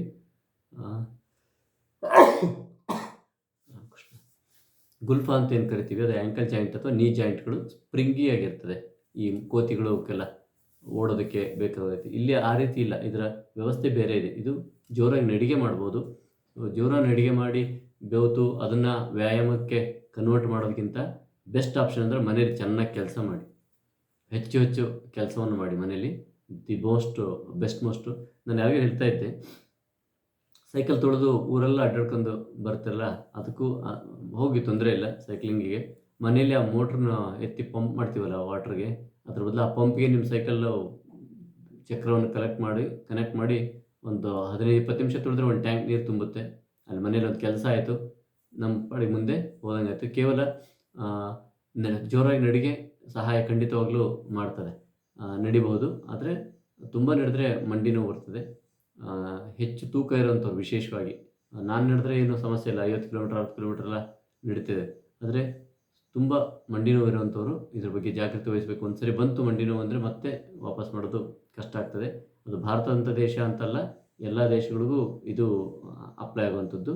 ಇನ್ನೊಂದು ಪ್ರಶ್ನೆ ಕೇಳಿದ್ರು, ನಾವು ರಾತ್ರಿ ನಿದ್ದೆಗೆಟ್ಟರೆ ಹಗಲು ನಿದ್ದೆ ಮಾಡ್ಬೋದಾ ಅಂತ. ರಾತ್ರಿ ನಿದ್ದೆಗೆಟ್ಟಾಗ ಅದು ಅನಿವಾರ್ಯವಾಗಿ ಇದ್ದರೆ, ಅನಿವಾರ್ಯದ ಕಾರಣದಿಂದ ರಾತ್ರಿ ನಿದ್ದೆಗೆಟ್ಟರೆ ಹಗಲು ಅದರಲ್ಲಿ ಅರ್ಧದಷ್ಟು ನಿದ್ದೆಯನ್ನು ಮಾಡೋದಕ್ಕೆ ಆಚಾರ್ಯರು ಹೇಳಿದ್ದಾರೆ. ಅರ್ಧ ಪ್ರಮಾಣದಲ್ಲಿ ನಿದ್ದೆಯನ್ನು ಮಾಡಬಹುದು ಅಂತ. ಅರ್ಧ ಪ್ರಮಾಣದಲ್ಲಿ ಯಾವಾಗ ಮಾಡಬೇಕು ಅಂದರೆ ಆಹಾರಕ್ಕಿಂತ ಮೊದಲೇ ಮಾಡಬೇಕು ಅಂತ ಹೇಳ್ತಾರೆ. ಅಂದರೆ ಬೆಳಗಿನ ಜಾವ ಬೇಗ ಎದ್ದೇಳೋಕ್ಕಿಂತ ಲೇಟಾಗಿ ಎದ್ದೇಳೋದು ಒಂದು ಆಪ್ಷನ್ನು. ಇಲ್ಲ ಅಂದರೆ ಎದ್ದಾದ ಮೇಲೆ ಅತ್ಯಂತ ಹಗುರವಾಗಿ, ಅಂದರೆ ಗಂಜಿ ಥರ ಟಿಫಿನನ್ನು ಮಾಡಿ ಮತ್ತು ವರ್ಕ್ ಮಾಡ್ತಾ ಮಧ್ಯಾಹ್ನಕ್ಕೆ ನಿದ್ದೆನ ಮಾಡಿ, ರಾತ್ರಿ ಒಂದು 4 ತಾಸು ನಿದ್ದೆಗೆಟ್ಟಿದ್ರೆ ಮಧ್ಯಾಹ್ನ 2 ತಾಸು ನಿದ್ದೆ ಮಾಡಿ ಎದ್ದು ಆ ನಂತರ ಮಧ್ಯಾಹ್ನದ ಊಟವನ್ನು ಮಾಡಬೇಕು. ಊಟ ಮಾಡಿ ಮಲಗಬಾರ್ದು. ಇದು ಪ್ರಕ್ರಿಯೆ. RBCಯನ್ನು ಜಾಸ್ತಿ ಮಾಡೋದು ಹೇಗೆ ಸರ್? ಜಾಸ್ತಿ ಮಾಡೋದ್ರಲ್ಲಿ ಈಗಾಗಲೇ ಸಾಕಷ್ಟು ಜನರಿಗೆ ಅದು ಜಾಸ್ತಿ ಆಗಿದೆ. RBC ಅದು ಅನಿವಾರ್ಯವಾಗಿ ಜಾಸ್ತಿ ಆಗಿದೆ. ಸಣ್ಣ ಸಣ್ಣ ಮಕ್ಕಳ ಥರ ಪುಟ್ಟ RBCಗಳು ಸಾಕಷ್ಟು ಬರ್ತಾ ಇದೆ ಎಲ್ಲರ ಶರೀರದಲ್ಲೂ. ಹಿಮೋಗ್ಲೋಬಿನ್ ಕಮ್ಮಿ ಇರ್ತದೆ, RBC ಜಾಸ್ತಿ ಇರ್ತದೆ. ಇದು ಒಳ್ಳೆಯ ಲಕ್ಷಣ ಅಲ್ಲ. RBC ಜಾಸ್ತಿ ಮಾಡೋದಲ್ಲ, RBCನ ಸ್ಟ್ರೆಂಥನ್ ಮಾಡೋದು.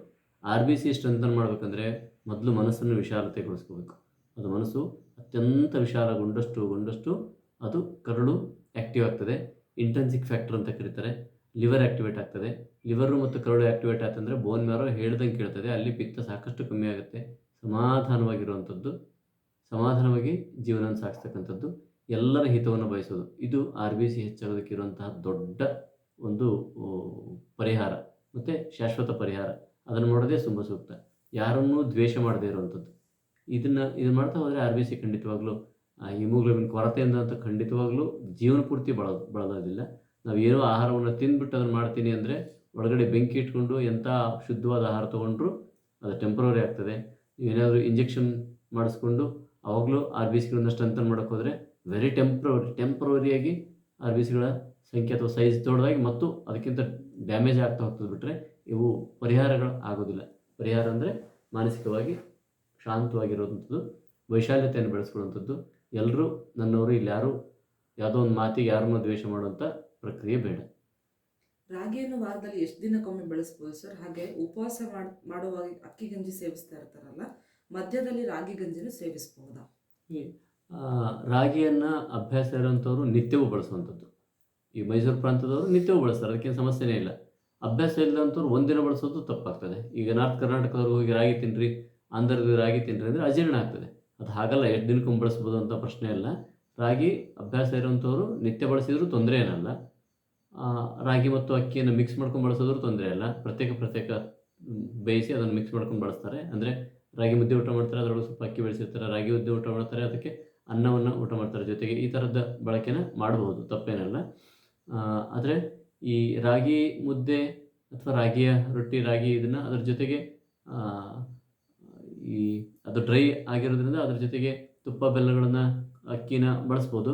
ಅದ್ರ ಜೊತೆಗೆ ಡ್ರೈ ಆಗೋ ರೀತಿ ಮೆಣಸಿನ್ಕಾಯಿ ಚಟ್ನಿ ಹಾಕ್ಕೊಂಡು ತಿನ್ನುವಂಥದ್ದು ಕೆಲವರಿಗೆ ರೂಢಿ ಇದೆ, ನೋಡಿದ್ದೀನಿ. ರಾಗಿ ರೊಟ್ಟಿ ಅಥವಾ ರಾಗಿ ಮುದ್ದೆಗೆ ಅತಿಯಾದ ಖಾರವನ್ನು ರಾಗಿ ಮುದ್ದೆ ಜೊತೆಗೆ ತಿನ್ನೋದು ಸೂಕ್ತವಾದ ವ್ಯವಸ್ಥೆ ಏನಲ್ಲ, ಅನಾರೋಗ್ಯಕರ ಅದು. ಹಾಗೆ ಉಪವಾಸ ಇದ್ದಾಗ ಅಕ್ಕಿ ಗಂಜಿ ತುಂಬ ಸೂಕ್ತ. ರಾಗಿ ಗಂಜಿನ ಬಳಸ್ಬೋದಾ? ಉಪವಾಸ ಇದ್ದಾಗ ಇವೆಲ್ಲ ಯೋಚನೆಗಳಾದ್ರೆ ಯಾಕೆ ಬರ್ತವೆ? ಒಂದು ದಿವಸ ಉಪವಾಸ ತಾನೇ, ಉಪವಾಸ ಇರೋದು ಫಸ್ಟು. ಏನಾದ್ರು ಹಸ್ಕೊಂಡಾಗ ಕೇಳಬೇಕು ಅಂದರೆ ಅದು ಅಕ್ಕಿ ಗಂಜಿ ಕೊಡೋದು ತುಂಬ ಸೂಕ್ತ. ಉಪವಾಸ ಇದ್ದ ನಾನು ರಾಗಿ ಗಂಜಿ ತಯಾರು ಮಾಡ್ಕೊಳ್ಳೋದ್ರ ಬಗ್ಗೆ ಯೋಚನೆ ಮಾಡೋದು ಅದೇನು ಪದ್ಧತಿ ಅಲ್ಲ. ಸುಮ್ಮನೆ ಅಕ್ಕಿ ಗಂಜಿ ಸಾಕು, ಇಟ್ಸ್ ಮೋರ್ ದೆನ್ ಎನಫ್. ಅದು ಉಪವಾಸ ಇದ್ದರೂ ಸಾಕು. ಸನ್ಚಾರ್ಜ್ಡ್ ವಾಟರಿಂದ ವೈಟಮಿನ್ ಡಿ ಸಿಗುತ್ತೆ ಅನ್ನೋದು ಎಷ್ಟು ಸರಿ ಸರ್? ಸನ್ಚಾರ್ಜ್ ವಾಟ್ರು ಖಂಡಿತವಾಗ್ಲೂ ಒಳ್ಳೆಯದೇ ಆರೋಗ್ಯಕ್ಕೆ. ಅದು ವಿಟಮಿನ್ ಡಿ ಸಿಗ್ತದೋ ಇನ್ನೂ ಸಿಗ್ತದೋ, ಸಾಕಷ್ಟು ವಿಷಯಗಳಲ್ಲಿ ಸನ್ ರಿಚಾರ್ಜ್ ಮಾಡಿರೋಂಥ ವಾಟ್ರು ತುಂಬ ಒಳ್ಳೆಯದು. ಅದು ಎಕ್ಸ್ಪೋಸ್ ಆಗಿದ್ರೆ ಸಾಕಷ್ಟು ಕಾಣಿಕೆ ಕೊಡ್ತದೆ. ಅಂದರೆ ಬ್ಯಾಕ್ಟೀರಿಯಾಗಳನ್ನು ಕೊಲ್ತದೆ. ನಮಗೆ ತಿಳುವಳಿಕೆಗೆ ಎಷ್ಟಿದೆಯೋ ಅಷ್ಟು ಮಾತ್ರ ನಾವು ಅದನ್ನು ಗ್ರಹಿಸ್ತೇವೆ. ಅದು ಬ್ಯಾಕ್ಟೀರಿಯಾವನ್ನು ಕೊಲ್ತದೆ, ಅದಕ್ಕೆ ಚಾರ್ಜ್ ಆಗ್ತದೆ ಬಿಸಿನೀರು, ಅದು ಏನು. ಹಾಗೆ ಚಂದ್ರಕಿರಣಗಳಿಂದ ಬಂದಿರತಕ್ಕಂತಹ ನೀರು ಕೂಡ ತುಂಬ ಅತ್ಯುನ್ನತವಾದದ್ದು. ಹಾಗಾಗಿ ಶರದ್ ಋತುವಿನಲ್ಲಿ ಹಗಲೊತ್ತು ಸೂರ್ಯನಿಂದ ಕಾದು ರಾತ್ರಿ ಚಂದ್ರಕಿರಣಗಳಿಂದ ತಂಪಾದಂತಹ ಜಲ ಹಂಸೋದಕ, ಗಂಗೋದಕ ಅಂತ ಆಚಾರ್ಯರು ಕರೀತಾರೆ. ಸೊ ಹಾಗಾಗಿ ಖಂಡಿತವಾಗ್ಲೂ ಅದಕ್ಕೂ ಪ್ರಾಮುಖ್ಯತೆ ಇದ್ದೇ ಇದೆ. ಅದರಲ್ಲಿ ವಿಟಮಿನ್ ಡಿ ಸಿಗ್ತದೋ ಇನ್ನೊಂದು ಸಿಗ್ತದೋ. ವಿಟಮಿನ್ ಡಿಗೆ ಬಹಳಷ್ಟು ಒಳ್ಳೆ ಕೆಲಸ ಏನಂದರೆ ಶಾರೀರಿಕ ವ್ಯಾಯಾಮ. ನಾವು ಬಿಸಿಲಿಗೆ ಹೋಗಬೇಕು, ಬಿಸಿಲಿಗೆ ವಿಟಮಿನ್ ಡಿ ಸಿಗ್ತದೆ. ನಮ್ಮ ಸಂಶೋಧನೆ ಅಷ್ಟಕ್ಕೆ ಸೀಮಿತ ಆಗಿದೆ. ಚೆನ್ನಾಗಿ ಶಾರೀರಿಕ ವ್ಯಾಯಾಮ ಮಾಡೋದಾದರೆ ವಿಟಮಿನ್ ಡಿ ತಂತಾನೇ ವೃದ್ಧಿ ಆಗ್ತದೆ. ಇವತ್ತು ಎಲ್ಲರೂ ವಿಟಮಿನ್ ಡಿ ಕೊರತೆಯಿಂದ ಬಳಲ್ತಾ ಇದ್ದಾರೆ. ಅದರ ಬದಲು ವಿಟಮಿನ್ ಡಿಗೆ ಮಾತ್ರೆ ತೊಗೊಳ್ಳೋದು ಅಷ್ಟೇನು ಸೂಕ್ತ ಅಲ್ಲ. ಯಾಕೆಂದರೆ ಅದು ಬೆಂಕಿ ಹಾಕುತ್ತೆ ಒಳಗೆ ಹೋಗಿ. ಅದಕ್ಕೆ ಬೇಕಾದ ವಾತಾವರಣನ ಒಳಗಡೆ ಸೃಷ್ಟಿ ಮಾಡ್ಕೊಳ್ಳುವಂಥದ್ದು, ಬಿ12 ಹೆಚ್ಚಾಗುವಂಥದ್ದು, ತಂಪಾಗಿ ಇಟ್ಕೊಳ್ಳುವಂಥದ್ದು, ಆ್ಯಸಿಡನ್ನು ಸುರ್ಕೊಳ್ದೇ ಇರುವಂಥದ್ದು ಇತ್ತು ಅಂದರೆ ವಿಟಮಿನ್ ಡಿ ತಂತಾನೇ ಸರಿ ಆಗ್ತದೆ.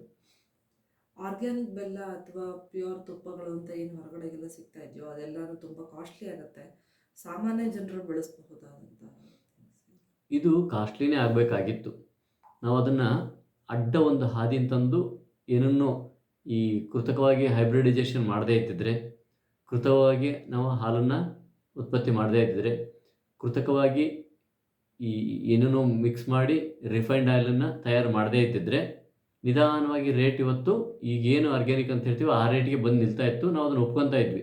ಆ ದುಡ್ಡು ನುಡಿಸಿ ಇಲ್ಲೇನೋ ಬಟ್ಟೆ ಕೊಂಡ್ಕೊಂಡು ಮಾಡೋಕ್ಕೆ ಹೋಗಿ ಆರೋಗ್ಯಕ್ಕೆ ಅಯ್ಯೋ ₹300 ಕೊಟ್ಟು ಎಣ್ಣೆ ತರಬೇಕಾ ಅಂತೇಳಿ ₹100 ಕೊಟ್ಟು ಲಿಕ್ವಿಡ್ ಪ್ಯಾರಾಫಿನ್ ತಿಂತಾ ಇದ್ದೀವಿ. ಸೊ ಇದು ಅನಾರೋಗ್ಯ ಅಲ್ವಾ? ಅದು ಕಾಸ್ಟ್ಲಿ ಆಗುತ್ತೆ ಅನ್ನೋವಂಥದ್ದು ವಿಷಯ ಬಂತು ಅಂದರೆ ಅದು ಸೀರಿಯಸ್ಲಿ ವಿಚಾರ ಮಾಡಬೇಕು. ಹಾಗೆಯೇ ಇದೊಂದು ಗಮನಿಸಬೇಕಾದ ಅಂಶ ಅಂತ ಹೇಳಿದರೆ, ನೀವು ಆರ್ಗ್ಯಾನಿಕ್ ಶಾಪಲ್ಲಿ ತರ್ತೀರಾ, ಅದು ಆರ್ಗ್ಯಾನಿಕ್ ಅನ್ನೋದಕ್ಕೆ ನಿಮ್ಗೆ ಏನು ಗ್ಯಾರಂಟಿ? ಇದು ಪ್ರಶ್ನೆ. ಯಾಕಂದರೆ ಇವತ್ತು ಯಾವುದಾದ್ರೂ ಒಂದು ವಿಷಯ ಬಂತು ಅಂದರೆ ಅದರಲ್ಲಿ ವ್ಯಾಪಾರ ನುಗ್ಗಿಬಿಡ್ತದೆ. ಯಾವುದೋ ಒಂದು ಒಳ್ಳೆಯದು ಅಂತ ಬಂತು ಅಂದರೆ ಇದು ಆರ್ಗ್ಯಾನಿಕ್ ಲೇಬಲ್ ಅಷ್ಟೇ, ನೀವು ಅದನ್ನು ಹೇಗೆ ನಂಬೋದು? ಇದು ಬಹಳ ಕಷ್ಟದ ಕೆಲಸ. ಇದನ್ನು ಹೇಗೆ ನಂಬೋದು, ಹೇಗೆ ಮಾಡೋದು ಅನ್ನೋಂಥ ವಿಷಯ. ತರಕಾರಿಗಳನ್ನ ಮನೇಲಿ ಬೆಳ್ಕೊಳ್ಬೋದು. ಒಂದು 3 ಅಡಿ ಜಾಗ ಇದ್ದರೆ ಸಾಕು, ತರಕಾರಿಗಳನ್ನ ಮನೇಲಿ ಬೆಳ್ಕೊಳ್ಳಿ. ತುಂಬ ಜೆನ್ಯೂನ್ ಸೋರ್ಸ್ ಆರ್ಗ್ಯಾನಿಕ್ ಇತ್ತು ಅಂದರೆ ಸ್ನೇಹಿತರನ್ನ ಮಾಡ್ಕೊಳ್ಳಿ. ಜೆನ್ಯೂನ್ ಸೋರ್ಸ್ ಆರ್ಗ್ಯಾನಿಕ್ ಯಾರು ಬಳಸ್ತಾರೆ ಅಂತಾದರೆ ಅದನ್ನು ಬಳಸ್ಕೊಳ್ಳಿ. ಯಾರೋ ಒಂದು 4 ಜನ ಸೇರಿ ಒಂದು ಎಕರೆ ಅಥವಾ 2 ಎಕರೆ ಭೂಮಿನ ದೂರದಲ್ಲಿ, ಊರಿಂದ ದೂರ ಆದ ಸರಿ, ರೇಟ್ ಕಮ್ಮಿ ಆಗುತ್ತೆ, ಆ ಥರದಲ್ಲಿ ಕೊಂಡ್ಕೊಳ್ಳಿ. ಅದು ರೈತರನ್ನ ಯಾರನ್ನೋ ಮಾಡೋದಕ್ಕೆ ಬಿಡಿ. ನಿಮ್ಮ ಕೆಲಸ ನೀವಿದ್ದರೆ ಹೋಗಿ ನಿಮ್ಮದೇ ಕೈಯಾರ ಅದನ್ನು ನೋಡಿ ಕಿತ್ಕೊಂಬಂದು ತೊಗೊಳೋದಕ್ಕೆ ಸಾಧ್ಯತೆ ಇದೆ. ಆ ಥರದ ವ್ಯವಸ್ಥೆಗಳನ್ನ ಇನ್ನು ಮುಂದೆ ಪಾಲಿಸೋದು ಅನಿವಾರ್ಯ ಆಗ್ತದೆ ಅಂತ ಅನ್ಕೋತೀನಿ. ದಯಮಾಡಿ ಆ ರೀತಿ ಮಾಡ್ಬೋದೇ ಹೊರತು ಆರ್ಗ್ಯಾನಿಕ್ ಅಂದ ಕಾರಣಕ್ಕೆ ನೀವು ಹೆಚ್ಚು ಹಣವನ್ನು ಕೊಟ್ಟು ಮತ್ತು ಅನಾರೋಗ್ಯಕರ ಆಹಾರವನ್ನು ಆರ್ಗ್ಯಾನಿಕ್ ಶಾಪಲ್ಲಿ ತಂದು ತಿನ್ನೋದು ಅಷ್ಟು ಸೂಕ್ತ ಅಲ್ಲ. ಕೆಲವರು ತುಂಬ ಜೆನ್ಯೂನ್ ಇರ್ತಾರೆ, ಕೆಲವರು ವ್ಯಾಪಾರದ ಉದ್ದೇಶನ ಇಟ್ಕೊಂಡಿರ್ತಾರೆ. ಅದೆಲ್ಲ ಗ್ರಹಿಕೆಗೆ ಸಿಗೋದಿಲ್ಲ. ಕೆಲವರು ಚೆನ್ನಾಗಿ ಮಾತಾಡಿನೂ ವ್ಯಾಪಾರ ಮಾಡ್ತಾರೆ. ಅವೆಲ್ಲವೂ ನೋಡೋಕ್ಕಾಗೋದಿಲ್ಲ. ಹಾಗಾಗಿ ಆರ್ಗ್ಯಾನಿಕ್ ಇದ್ದಿದ್ದು ತುಂಬ ಒಳ್ಳೆಯದು, ಅದ್ರಿಗೇನು ಡೌಟೇ ಇಲ್ಲ. ಅದು ಒರಿಜಿನಲಿ ನಾವು ಆರ್ಗ್ಯಾನಿಕ್ ತೊಗೋತಾ ಇದ್ದೀವೋ ಬರೀ ಹೆಚ್ಚು ಹಣ ಖರ್ಚು ಮಾಡ್ತಾ ಇದ್ದೀವೋ ಇದು ಕೂಡ ನಾವು ಗಮನಿಸಬೇಕು. ಇದಕ್ಕೆ ಪರಿಹಾರ ಅಂದರೆ ನಾವೇ ಸ್ವತಃ ಕೈಯಾರ ನಮ್ಮದೇ ಭೂಮಿಯಲ್ಲಿ ಮಾಡ್ಕೊಂಡು ತೊಗೋಬೇಕು. ಹಾಗಂತ ನಾವು ರೈತರಾಗೋದು ಅಂತಲ್ಲ, ನಮ್ಮ ಕೆಲಸ ಏನು ಮಾಡ್ತೀವಿ ಮಾಡಲಿ. ಒಂದಷ್ಟು ಗುಂಪನ್ನು ಅದಕ್ಕೆ ರಚಿಸ್ಕೊಂಡು ಮಾಡೋದು ತುಂಬ ಸೂಕ್ತ. ಮಾರ್ಕೆಟಲ್ಲಿ ತುಂಬ ಆಯುರ್ವೇದಿಕ್ ಪೇಯಗಳು ಸಿಗ್ತಾ ಇದೆಯಲ್ಲ ಸರ್, ಅದೆಲ್ಲ ಆರೋಗ್ಯಕ್ಕೆ ಅವ್ರುಗಳು ಹೇಳೋ ಥರನೇ ಈ ಡಿಸೀಸಸ್ ಕ್ಯೂರ್ ಮಾಡುತ್ತೆ ಅಂತ ಹೇಳ್ತಾರಲ್ವಾ ಮಾರ್ಕೆಟಿಂಗಲ್ಲಿ, ಅದು ನಿಜವಾಗ್ಲೂ ಕ್ಯೂರ್ ಮಾಡುತ್ತಾ ಅಥವಾ ಆ ಥರ ಡ್ರಿಂಕ್ಸ್ಗಳನ್ನು ತಗೊಳ್ಳೋದ್ರಿಂದ ಆಯುರ್ವೇದ ಡ್ರಿಂಕ್ಸ್ನ ಮತ್ತೆ ಆರೋಗ್ಯಕ್ಕೆ ಏನಾದರೂ ಹಾನಿಕರ ಆಗುತ್ತಾ? ಕನ್ಫ್ಯೂಷನ್ ಇದೆ. ನಮ್ಮಲ್ಲಿ ಔಷಧಿಗಳು ತಯಾರು ಮಾಡುವಾಗ ನಮಗೊಂದು ಸಂಕಟ ಬಂತು ಪ್ರಾರಂಭ ಮಾಡಿದಾಗ. ಈ ರೆಡಿ ಇರತಕ್ಕಂತಹ ಕಷಾಯಗಳು, ಸಿರಪ್ಗಳನ್ನ ಹೆಚ್ಚು ಮಾರ್ಕೆಟಲ್ಲಿ ಅವೈಲೇಬಲ್ ಇದ್ದಾವೆ. ಅದನ್ನು ಮಾಡರ್ನ್ ಔಷಧಿ ತಯಾರಿಕೆ ವಿಧಾನದಿಂದನೇ ಆಯುರ್ವೇದ ಔಷಧಿ ತಯಾರು ಮಾಡಿ ಕೊಡುವಂಥ ವಿಧಾನ ಇದ್ದಿದ್ದರಿಂದ ತುಂಬ ಬೇಸರ ಬಂತು. ಅಲ್ಲಿ ಪ್ರಿಸರ್ವೇಟಿವ್ ಹಾಕೋ ಪ್ರಮಾಣ ನೋಡಿದರೆ ಆ ಔಷಧಿಗಿಂತ ಆ ಪ್ರಿಸರ್ವೇಟಿವ್ಗಳೇ ಡ್ಯಾಮೇಜ್ ಮಾಡೋಗುತ್ತೆ. ಅಷ್ಟು ಡ್ಯಾಮೇಜ್ ಮಾಡೋವಂಥವನ್ನ ನಾವು ಬಳಸ್ಕೊಂಡು ಆಯುರ್ವೇದ ಸೇಫ್ ಅಂತ ಅಂದ್ಕೊಂಡು ಅದು ಹುಚ್ಚುತನ ಆಗ್ತದೆ ಅಷ್ಟೇ. ಆ ಪ್ರಿಸರ್ವೇಟಿವ್ಗೋಸ್ಕರ ನಾವು ಅದನ್ನು ಬಿಟ್ಬಿಟ್ಟು ನಮ್ಮಲ್ಲಿ ಕೇವಲ ಚೂರ್ಣಗಳನ್ನು ಮತ್ತು ಪ್ರಿಸರ್ವೇಟಿವ್ ಇಲ್ಲದೇ ಇರುವಂತಹ ಕ್ಯಾಪ್ಸೂಲ್ಗಳನ್ನು, ಟ್ಯಾಬ್ಲೆಟ್ಗಳನ್ನು, ಪ್ರಿಸರ್ವೇಟಿವ್ ಇಲ್ಲಂತಹ ದಂತದ್ರವಗಳನ್ನು ಈ ಥರದನ್ನು ತಯಾರು ಮಾಡಿ ಅದನ್ನು ರೋಗಿಗಳಿಗೆ ಕಷ್ಟ ಆದರೂ ಪರವಾಗಿಲ್ಲ ಬೇಯಿಸ್ಕೊಂಡು ತಗೋ, ಫ್ರೆಶ್ ಇರ್ತದೆ. ಕಷಾಯ ರೆಡಿ ಇರೋ ಬದಲು ಕಷ್ಟ ಆದರೂ ಪರವಾಗಿಲ್ಲ ಬೇಯಿಸ್ಕೊಂಡು ಕುಡಿ. ಹೀಗೆ ಮಾಡೋದ್ರಿಂದ ತುಂಬ ಅದ್ಭುತವಾದ ರಿಸಲ್ಟು ಮತ್ತು ಆರೋಗ್ಯ ಹೆಚ್ಚಿದೆ. ಯಾವುದೇ ರೆಡಿ ಇರುವಂತಹ ಪೇಯಗಳಲ್ಲಿರ್ತಕ್ಕಂಥ ಪ್ರಿಸರ್ವೇಟಿವ್ ತುಂಬ ಡ್ಯಾಮೇಜ್ ಮಾಡ್ತದೆ. ಆಮೇಲೆ ವ್ಯಾಪಾರ ಬುದ್ಧಿಯಿಂದ ಕ್ಲೈಮ್ ಮಾಡ್ತಾರೆ ಇದು ಇದಕ್ಕಾಗತ್ತೆ ಅಂಥೇಳಿ. ಅದು ನಿರಂತರ ಸೇವನೆಗೆ ಎಷ್ಟು ಸೂಕ್ತವೋ ಅರಿಯೇ. ಯಾಕಂದರೆ ಅಷ್ಟು ಲೋಡಾಗಿ ಒಂದು ಹಣ್ಣಿನ ರಸ ಇಷ್ಟೊಂದು ವಿಟಮಿನ್ಗಳು ಹೊಂದಿದೆ, ಇಷ್ಟೊಂದು ಪ್ರೋಟೀನ್ಗಳು ಹೊಂದಿದೆ, ಇಷ್ಟೊಂದು ಮಿನರಲ್ಗಳನ್ನು ಹೊಂದಿದೆ, ಸರಿ. ಆದರೆ ನಿರಂತರ ಸೇವನೆ ಮಾಡೋದ್ರಿಂದ ಲೋಡ್ ಆಗುತ್ತೋ ಆಗಲ್ವೋ? ಯಾವುದೇ ಆಹಾರವನ್ನು ನಾವು ಆ ರೀತಿಯ ಆಹಾರಗಳು ಶುದ್ಧವಾಗಿ ತಯಾರು ಮಾಡುವಂತಹ ಯಾವುದೇ ರೀತಿಯ ಪೇಯಗಳನ್ನು ನೀವು 1 ತಿಂಗಳ ಮಟ್ಟಿಗೆ ತೊಗೊಂಡು ಮತ್ತೆ 1 ವರ್ಷ ಗ್ಯಾಪ್ ಇಡ್ಬೋದು. 1 ತಿಂಗಳು ತೊಗೊಂಡ್ರೆ ಅಲ್ಲಿ ಹೇಳಿರ್ತಕ್ಕಂಥ ನ್ಯೂಟ್ರಿಷನ್ಸ್ ಏನಾದರೂ ಶುದ್ಧವಾಗಿ ತಯಾರು ಮಾಡುವಂಥವ್ರಲ್ಲಿ ಇತ್ತು ಅಂದರೆ ಅದನ್ನು ಬಳಸ್ಬೋದು. ಆದರೂ ತಾಜಾವಾಗಿ ತಗೋಂಥ ಹಣ್ಣಿನ ರಸಗಳು ತುಂಬ ಸೂಕ್ತ ಹೊರತು ನಾನು ರೆಡಿ ಮಾಡಿರ್ತಕ್ಕಂತಹ ಬನಾನಗಳನ್ನು ರೆಡಿ ಮಾಡಿರ್ತಕ್ಕಂತಹ ಯಾವುದೇ ಹಣ್ಣಿನ ಜ್ಯೂಸ್ಗಳನ್ನು ಅದಕ್ಕೆ ಪ್ರಿಸರ್ವೇಟಿವ್ ಹಾಕಿ ತೊಗೊಂಡು ಇಟ್ಟು ಅವನ್ನ ಸೂಕ್ತ ಅಲ್ಲ. ವ್ಯಾಪಾರೀಕರಣ ಭರದಲ್ಲಿ ಎಷ್ಟೋ ಆಯುರ್ವೇದ ಹೆಸರನ್ನು ಬಳಸ್ಕೊಳ್ಳುವಂಥದ್ದು, ಅದನ್ನು ಬಳಸ್ಕೊಂಡು ಹರ್ಬಲ್ಲು ಆಯುರ್ವೇದ ಅಂತ ಹೆಸರು ಬಳಸ್ಕೊಂಡು ತುಂಬ ಜನ ಅದನ್ನು ಮಾಡ್ತಾಯಿದ್ದಾರೆ. ಅದು ಅವರವರ ದೃಷ್ಟಿ. ಹೀಗಾಗಿ ಸಾಮಾನ್ಯವಾಗಿ ತಾಜಾ ಹಣ್ಣುಗಳನ್ನು ತಾಜಾ ರೀತಿಯಲ್ಲಿ ಸೇವನೆ ಮಾಡೋದು ತುಂಬ ಒಳ್ಳೆಯದು. ಈ ಅಣಬೆಗಳನ್ನು ತೊಗೊಳ್ಳೋವಂಥದ್ದು, ಅದರಲ್ಲಿ ಇಷ್ಟು ಪ್ರೋಟೀನ್ ಇದೆ, ಇದ್ಯಾವುದು ಆಯುರ್ವೇದ ಅಂತ ಆಗಲ್ಲ, ಹರ್ಬಲ್ ಅಂತ. ಹರ್ಬಲ್ ಅಂದರೆ ನಾನು ಹರ್ಬಲ್ ರೆಡಿ ಮಾಡಿದ್ದೀನಿ ಅಂತ. ಈಗ ನೋಡಿ ಆರ್ಗ್ಯಾನಿಕ್ ಅಂತ ಹೇಳ್ತೀವಿ, ಹಾಲು ಕಾಯಿಸಿ ಉಪ್ಪು ಹಾಕಿ ಅದನ್ನು ಪನೀರ್ ಮಾಡ್ತೀವಿ. ನಾನು ಏನೂ ಕೆಮಿಕಲ್ ಬಳಸಿಲ್ಲ, ಹಾಲನ್ನು ಬಳಸಿದ್ದೀನಿ, ಶುದ್ಧವಾದ ಸಮುದ್ರದ ಉಪ್ಪನ್ನು ಬಳಸಿದ್ದೀನಿ, ಯಾವುದೂ ಇನಾರ್ಗ್ಯಾನಿಕ್ ಅಲ್ಲ, ಯಾವುದೂ ಕೆಮಿಕಲ್ ಅಲ್ಲ, ಇದು ಆರ್ಗ್ಯಾನಿಕ್ ಅಂತ ಹೇಳಿದರೆ ಇದಕ್ಕಿಂತ ಹೆಚ್ಚು ಮೂರ್ಖತನ ಇನ್ನೊಂದಿಲ್ಲ. ಹಾಲೇ ಬೇರೆ. ನೀವು ಎಂಥ ಗೋಘೃತ ಅಂದರೆ ದೇಸಿ ಹಸುವಿನ ಹಾಲಂತಂದು ಅದನ್ನು ಕಾಯಿಸಿ ಉಪ್ಪು ಹಾಕಿ ಅದನ್ನು ಒಡೆದು ಮಾಡೋದ್ರಿಂದ ಅದು ಕೆಟ್ಟದ್ದನ್ನು ಪರಿಣಾಮ ಮಾಡ್ತದೆ. ಹಾಗಾಗಿ ಈ ರೀತಿಯ ಮಿಕ್ಸ್ ಮ್ಯಾಚ್ಗಳನ್ನು ಮಾಡಬಾರ್ದು ಅಂತ ಕೇಳ್ಕೊಳ್ತಾ ಇದ್ದೀನಿ. ಧನ್ಯವಾದಗಳು ಸರ್. ಮತ್ತೆ ಮುಂದಿನ ಪ್ರಶ್ನೋತ್ತರದಲ್ಲಿ ಮತ್ತೆ ಭಾಗವಹಿಸೋಣ. ನಮಸ್ಕಾರ. ಧನ್ಯವಾದಗಳು.